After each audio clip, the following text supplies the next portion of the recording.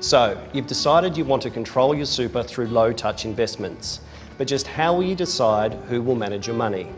Kirsty and I are here to give you some pointers on how to pick the best fund manager for you. There are lots of great managers, but whichever you invest in has to match up with what you are after.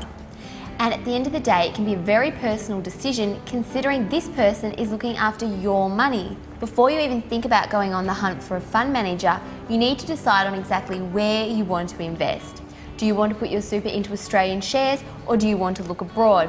Do you want to invest in shares that generate an income, or is that less of a concern?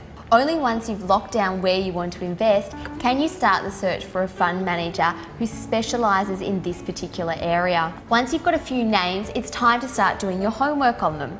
So you want to look at managers who can show they've consistently performed well over a 3 to 5 year period and even up to 10 years. There's no point just looking at a single year. Any manager can have a good or bad year. Yeah, that's right. And you also want to see how they stack up against benchmarks like the ASX 200. If they consistently do better than, say, the benchmark for Australian shares, you know you're probably onto a good thing.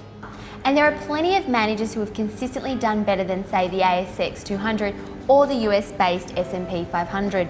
You want proven performers. The next step is to dig a little deeper into the fund manager.